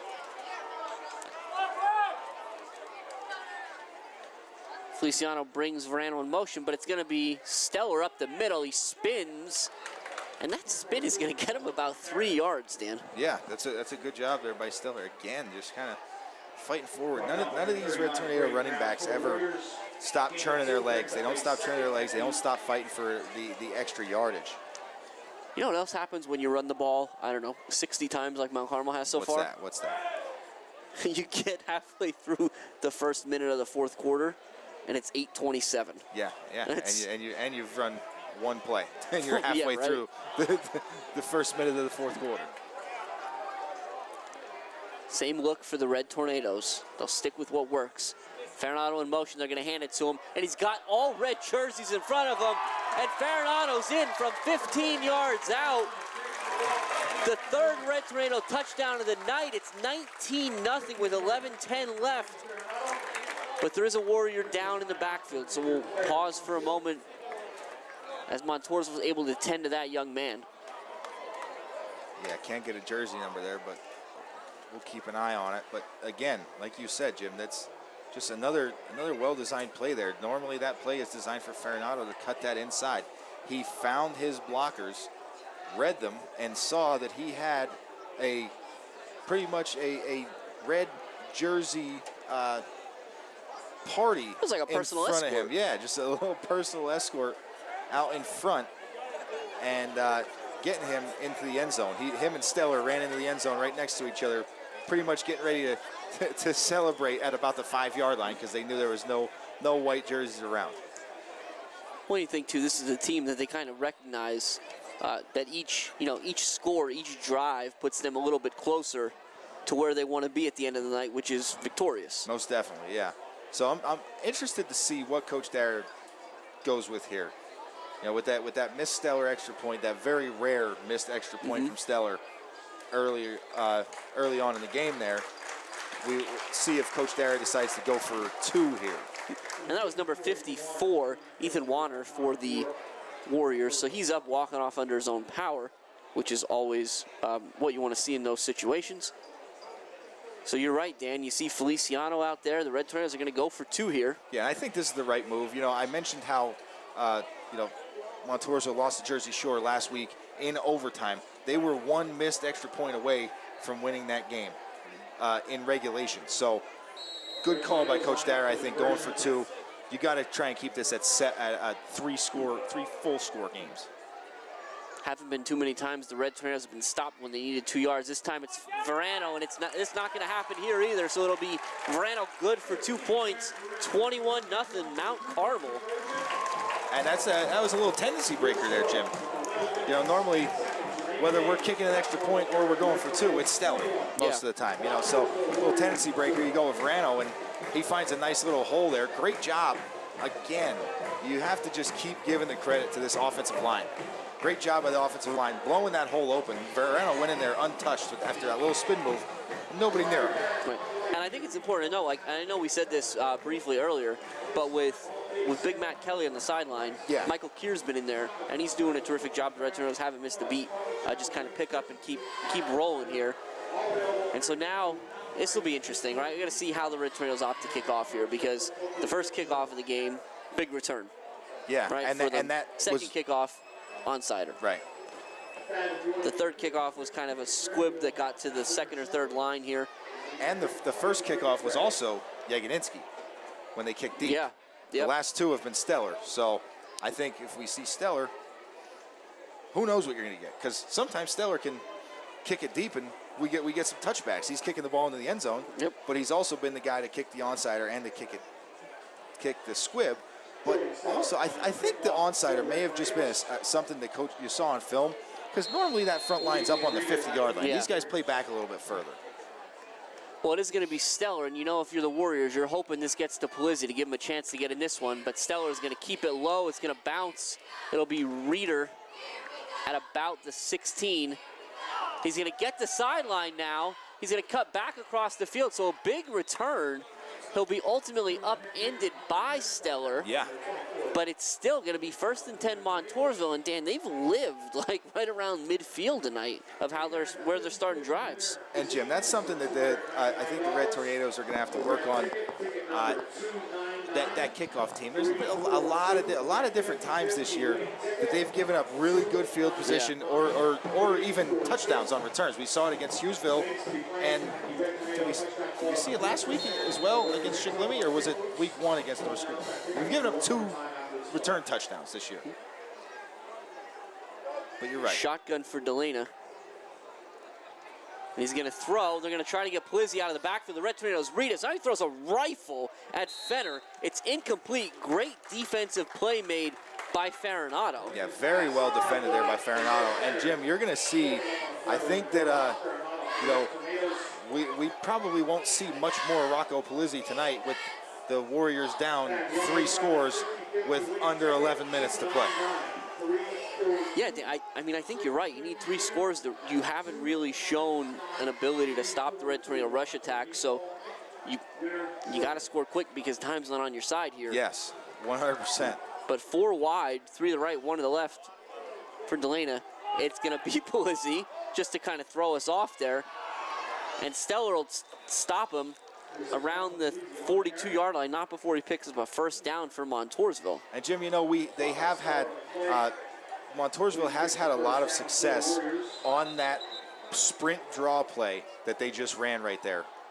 And it does look like we've got it's Stellar down, yeah. On the far side. Davitt's going to get in there quick to start stretching him out. Looks like hopefully it's just a cramp at this point. If that's usually you see your teammate hop in there and try and stretch you out. It's just a cramp. We're going to hope that that's what it is. Get him back out there quickly. Yeah, one thing we want to talk about tonight, too, when we talked about this, the last home game, Mr. Demansky, Aaron Demansky, the PA announcer here at the Silver Bowl, he started a Tornado throwback, yep, where we'll give the fans a little preview, a little reminder of kind of where some recent Red Tornado grads are. So a couple of those here. We've got Brendan Boris, a 2018 grad. He's currently playing right tackle for the Wilkes Colonels, wearing the familiar jersey number 70. Brendan was actually, Dan, he was voted weekly captain last week. Wow. As Wilkes beat up on Keystone 46-7. When he's not playing football, Brendan's got a 3.7 GPA as a criminology major and hopes to attend the Pennsylvania State Police Academy. Impressive. And we're going to get Stellar. He's up. He's walking gingerly, so we got another minute here. It's going to take him a minute to cross the fields here. Another one is Nick Troutman. So Nick Troutman, a 2020 grad, so more recent. He's currently playing linebacker for the Wilkes Colonels, wearing 52. He's 3rd in the MAC conference in tackles with 9, and he's currently a business management major with a minor in financial investments. Wow. And then last but not least, we'll talk about Michael Blichik. So Michael's got 2 younger brothers here. Yep. Playing with the Red Tornadoes in Chase and Matt. Yep. But Michael is a 2021 graduate. I just graduated this past spring. And he's playing wide receiver, wearing 39 for the Colonels. So 3 Wilkes Colonels we've got going on. Look at that. Stellar trying to put a little weight on that. But in the classroom, Michael's an accounting major and plans to attend law school following graduation. So this week, he and Billy Anderson, we talked about, are serving as captains for the Colonels as they go up against Misericordia. Wow, it's impressive to see these, these former grads just performing at the level they are performing at. You talked about Nick Troutman, one of the top tacklers in the conference. These guys are really, game captains and stuff like that. It's really impressive to see. All right, Stellar off, heading to the bench. The Warriors back at it. Delana takes a snap, he rolls to the right, he's going to throw. There's a hold there. It's not going to get called, it looks like. Delana's just going to throw it away. And Coach Dara is looking for the flag because I don't think the ball made it to the line of scrimmage. Yep. So if it's not one, it's the other. You could see Chicatano, as they call the intentional grounding, lost it down. Lost it down, yep. So it'll be second down wherever they mark the ball here, but Chicatano had pressure immediately, and it looked like as they were trying to get a block on him, a hand kind of got up under his neck. Yeah. So that's where I was kind of looking for the hold there, but I guess you take the intentional grounding and lost it down. Yeah. That's going to take him back into Montoursville territory, back to the 49. So it's going to be second and 20. 21, I guess, technically. Yes, that's a big loss there for Montoursville. So we'll see again. Let's got to see what the Big Red defense decides to do here to counter this passing attack. Delana, as always, takes a snap and he rolls to the right. He's going to throw and he looks for Polizzi. A great catch made by Polizzi. Feliciano's going to put a stick on him, but not before he gets near the first down marker. Yeah, that's a really, really well-designed play. I think they're going to give him the first down, too. Maybe not. It's going to go from 2nd and 21 to 3rd and 2. It was not nearly as close to the first down marker as I thought it was initially. Listen, I've been got a couple times tonight, too. Yeah. So, but they come out in that same formation where they flood one side of the field. It's Bukowski, it's Polizzi, and it's Fenner. Yep. And then they just rolled Delana out that way and let him pick. And that's the only way that they're going to keep Delana upright is if they continue to roll him out. And so now the 3rd and short is going to get a little bit longer as the Warriors have a little extra motion there before the snap. To take it back to 3rd and 7. Yeah, you see, it's funny. We're used to with how long this Warriors drive has been going on for. You would think that clock had winded down so much, but we're just used to seeing the Red Tornadoes running the ball nonstop, not going out of bounds, staying in bounds, keeping the clock running. And we still a lot of time left here, so that Red Tornado defense is really looking for a big stop from their defense. Well, Coach Bowden's going to take a timeout there for the Warriors, again recognizing the importance of this play. And Stellar is going to make his way back onto the field. So we'll see if he stays out there, if he's just going to offer a little moral support. Oh, no, it looks like he just gave Yagodinsky a high five, said good job out there, and but I'll get back in there. Wouldn't expect too much less. Right. Again, we're having a great night here. Big thanks to Family Home Medical, tonight's sponsor, along with many others. Make sure you are frequenting all your local businesses. They certainly need all of our support here. But the Red Tornado faithful, they certainly turned out to support their team tonight. And Dan's shown me some updates here. Yeah. And a shocker going on, and maybe not a shocker to some, but certainly to this broadcast pair. Yeah. Wyoming area up 30-13 on Southern Columbia in the 3rd quarter. Yeah, and I mean it's most definitely a shock, but Wyoming area is no slouch. I believe Wyoming area was the if they're I believe they were state champs last year. I believe they won a state championship last year, so they're no slouch themselves. We'll focus back on Silver Bowl here, 3rd and 7. Delana back under center. They're going to fake the pitch. So it's going to be Marco Polizzi. He's going to get to the 35. He'll pick up 2, but that play was blown up Dalton Play Moser. number 50, Dalton Moser for the Red Tornadoes. Just got through and get blocked. The first thing they teach you is to sit down. Stay right where you're at. Do not continue upfield. There was the puller. He came through that pulling gap, and he sat down in his spot and did what he had to do. He slowed Polizzi down just enough to not let him get much of a gain there. 4th and 5 from the Red Tornado 35. Warriors come out, shotgun. Delana rolls to his left. He's looking for Polizzi. Doesn't have him. He's under pressure. And the Red Tornado's going to stop him. The ball pops out. They're going to recover it. I think they're going to mark him down. I'm going to say he's down, right, Dan? So but either way. So the Red Tornado's going to take over 1st and 10 right around the 40-yard line. Yeah, and that's another huge stop for the Big Red defense. It's coming out here, putting Delana under pressure, and again, a coverage sack. That's a coverage sack. You know, we said that this defensive backfield was going to be tested tonight, and they have answered the call and more. Stellar will come to the sideline. Zarski's going to go in there for the moment. And I think given everything going on, if you're going to tell Stellar to take a break, this is where you're going to do it. For sure, yeah. So Zarski's going to be in the wing to the left. Red Tornado's going to stay really tight, really heavy. It's going to be a handoff to Verano, who's going to try to pick his way, but a nice play made by the Warriors, specifically 39, Braden Brown. Will drop Verano for a loss of about 3. Yeah, and it's no surprise, you know, you talked about it earlier, it's no surprise we continue to talk about Brown on the defensive side of the ball. He's coming into this game, he was Montoursville's leading tackler, and I think coming out of this game, he's probably still going to be Montoursville's leading tackler. He's definitely been, had a nose for the ball from that linebacker spot. So in 4, again, we're at 8 minutes here, 4th quarter, 21-0 Mount Carmel. Verano in motion. They're going to hand it to Zarski up the middle, who's going to run tough to try to get back to the line of scrimmage. Be about a yard short. It's going to make it 3rd and 11.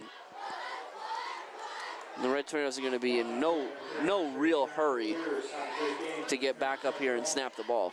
Yeah, it seems like even the guy, you know, we talked about guys, you know, kind of taking their time getting up off the ground. Looks like Widener's getting a little break here, a much needed break. But well, you're right, they're going to let this play clock wind down. And we talked about Widener having, you know, Widener went down with an injury week 1. We didn't see him the last couple weeks, so he's still working himself back into game shape as well. They're going to hand it to Verano and try to get him outside. A great effort there made by a lot of guys and really a lot of different jerseys. Fenner is going to finish off the tackle with Brown, but not after he works through a couple different blocks. Yeah, I mean, that was a good job. You know, Verano just trying to pick his way through, but kind of kept getting behind a red jersey, and then finally there was a white jersey there, you know. And so we're going to see something we didn't see all night, Dan. The Red Tornadoes are going to punt. It's 4th and 5 from their own 45-yard line. By the time they punt this, there's going to be less than 6.5 left in the 4th quarter. They've got a 3-score lead. It is the obvious and most sensible decision here. Definitely the smart play. Nice kick from Stellar. It's high. And it's going to take a Mount Carmel bounce all the way down to the 16-yard line. So a good punt there by Stellar.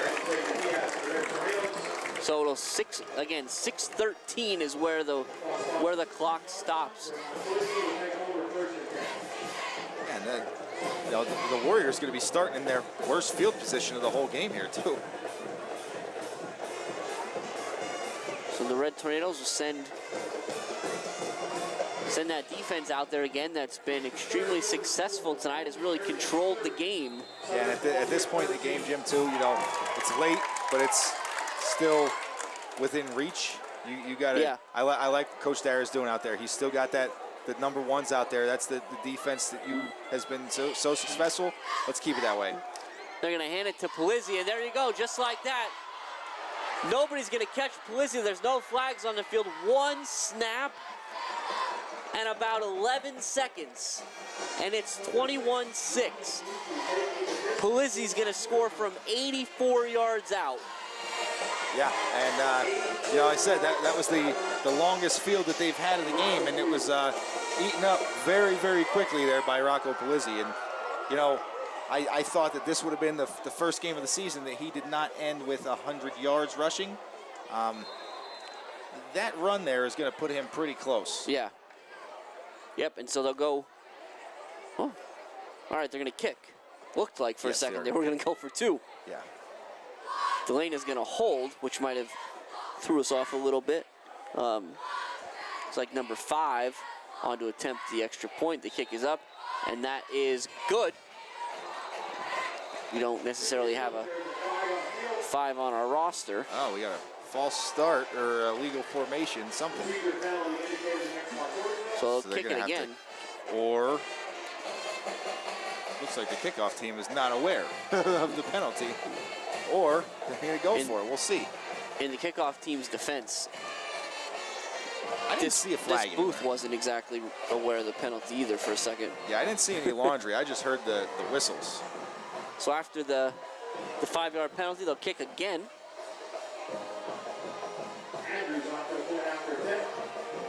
Number 5 is a young man by the name of Andrews, left-footed kicker. He said 5 more yards, no big deal.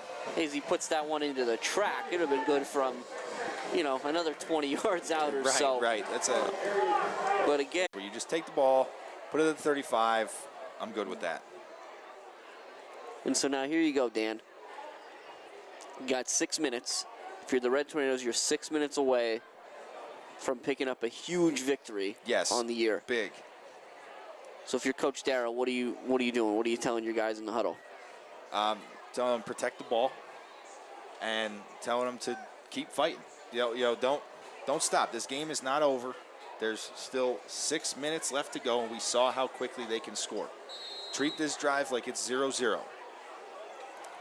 It'll be 1st and 10 from the 42 for the Red Tornadoes. Pretty good field position for them, all things considered tonight. Yeah, for sure. A lot of long drives. So Feliciano's in the gun. He's got Stellar to his left. And it's going to be handed off to Farinato. And Farinato is going to bounce to the outside. He can't get there. Another great tackle by Fenner. Yeah, and these guys are really good open field tacklers at those corner spots. And, I mean, if you think about it, they got some pretty talented running backs to go up against, I'm sure, at tackling drills. Fenner and Polizzi and stuff going up against Polizzi and those other guys that are able to just make you work, you know. So in practice drills and stuff like that, they definitely play against some of the tougher guys to tackle in the open field. 2nd and 7 from the 45 now. Again, that clock winds. Play clock hits 5 seconds now.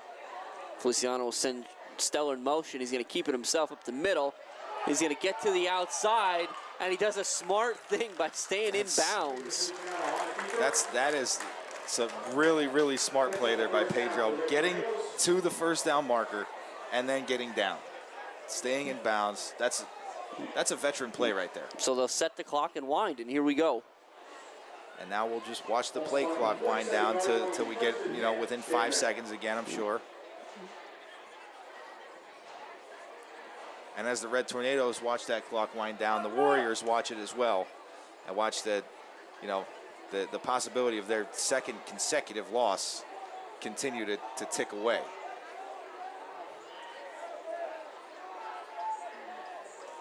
This one's Stellar up the middle.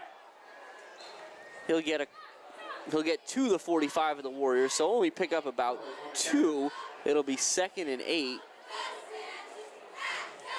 But again, every one of those rush plays, Dan, keeps that clock moving. We're at 4:20 left and counting. The clock will likely be under 4 minutes the next time the Red Tornadoes snap it. Yeah, and that's again, that's, you know, exactly what the Red Tornadoes are looking for right now. And again, just adding to that time of possession. I really want to see at the end of this game what the time of possession was. This is Stellar again off the right side. Take a stick, Larry. It's hit. He'll get up around the 42. It's going to be 3rd and about 4. Yeah, so Well, we'll see. 5. They tricked me. They moved it one way, then back the other. They keep doing that. It seems like these these sideline officials have been a little not agreeing too much tonight.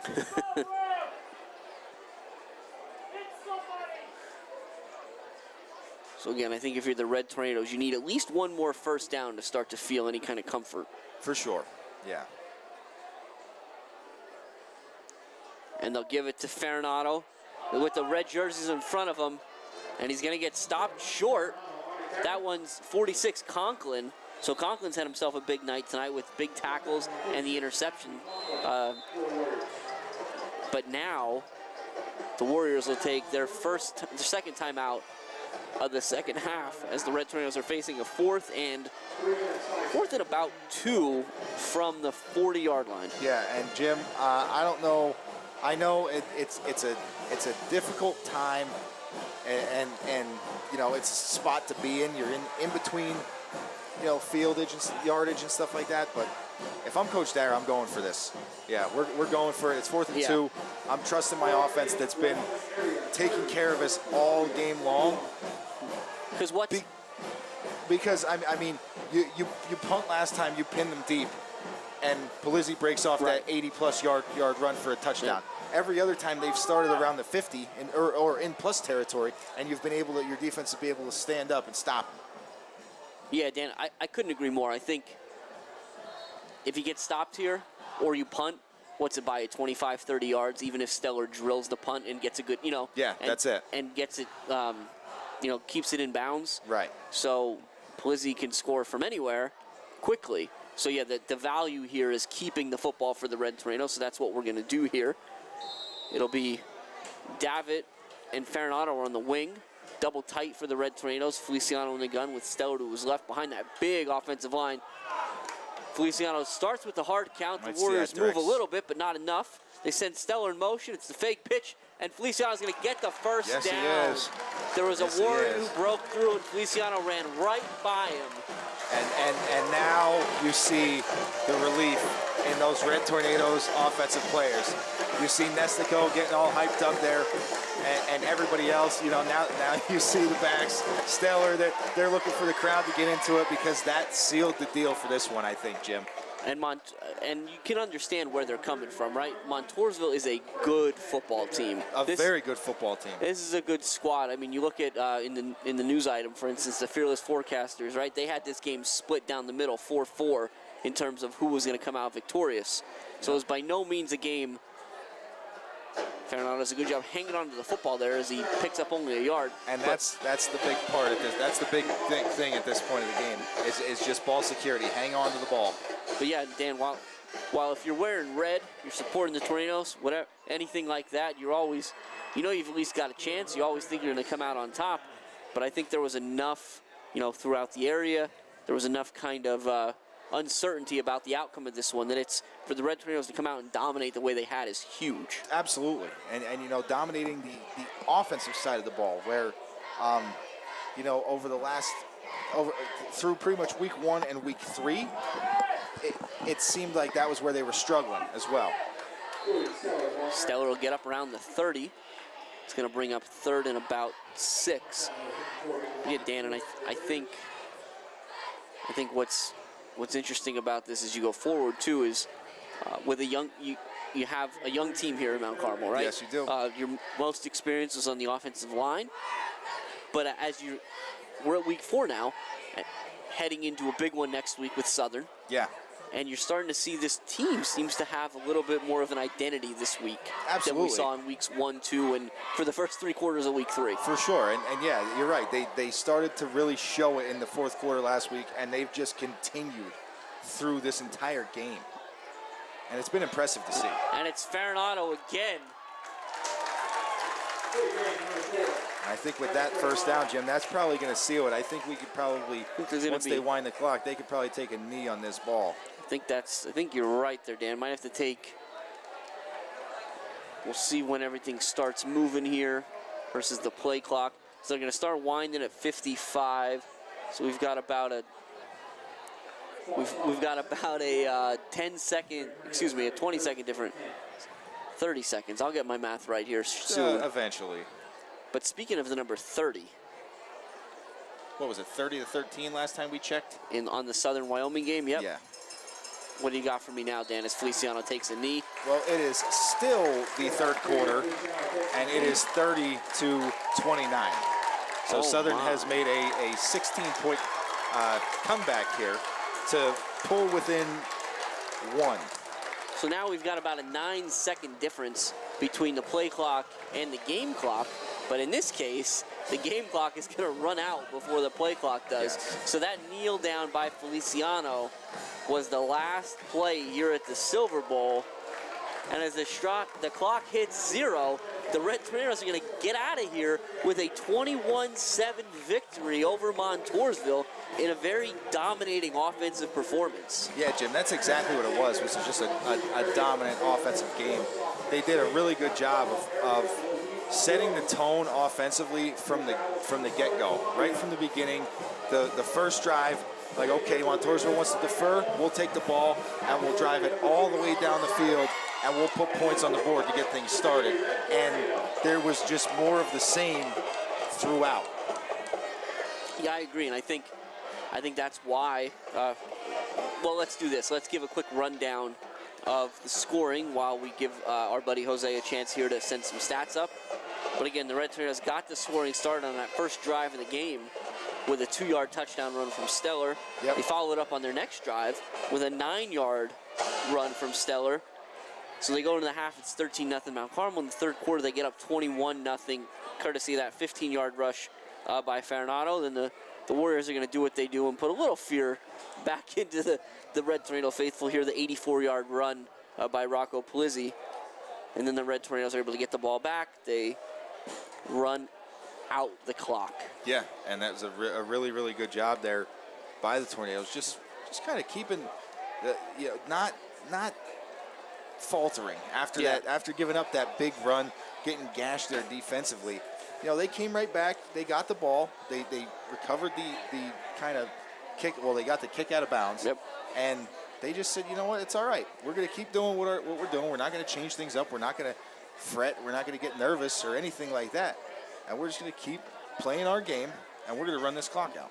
And I think on the Red Tornado side, as far as I'm concerned at least, I think I feel like we might have done this once before where we talked about the player of the game, and really it's players. I think you got to give it to the offensive line. Most definitely. Certainly. Tonight is one of those nights, yeah, for sure. Because, you really had 7 guys in and out of there with Kier and Ken Wetzel at different times, just doing what they need to do to keep everything afloat. And then I think this is a little different maybe, Dan, but on the Warriors side, I kind of want to give it to Fenner, only because when we get these numbers from Jose, it's going to sound crazy because I'm sure they're up over 350, maybe near 400 yards rushing at the end of the game. But it could have been more if not for some of those tackles Fenner made on the corner where he's the only one to make the tackle. He did a really good job there. I was going to say I would have probably went with either Fenner or Brown. Brown at that linebacker spot. Kind of leading the charge there. But you're right. Those ones on the outside that Fenner made, those tackles, him and Marco Polizzi did a good job on the corner as well there, just kind of getting after things. But you're right. They made the touchdown saving tackles, which is why they're the the players of the game. So I agree with you. So do you? I see Jose's on the move, which usually means he sent you the stats already. Do you have them? Yes, I do. And let's what do you got see for us, fella? What we've got here. So, for the Red Tornadoes, 56 rushing attempts for 321 yards. Oh, wow. I honestly thought it would have been more. No, so 321 yards. We got Feliciano, 17 for 141. Farinado, 12 for 76. And Stellar, 17 for 66. Okay. Passing, 3 of 6 for 29 yards. So that yardage total did not change from the first half. Nor should it have, right, given what was going on. Right. And then we've got Montoursville's rushing, 16 attempts for 86 yards. And 84 of those came on the Polizzi touchdown. Correct. And 7 of 10 passing for 73 yards. So to hold a team like Montoursville under 200 yards of offense is an impressive stat in and of itself. And then to put up the kind of numbers you do offensively is even more. Yep. So it was a good night here at the Silver Bowl. Again, it was good to see everybody out. It was a warm night, beautiful night here.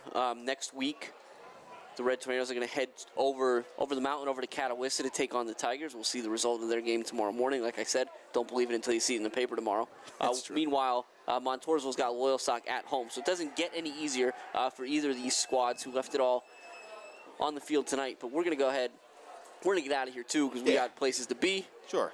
So we've got, again, I'm Jim Lesko. And I'm Dan Lesko. For Jose Gonzalo, this has been a WKMC TV broadcast. The Red Tornadoes come out 21-7. Thanks for watching, and we will see you next week in Catawissa.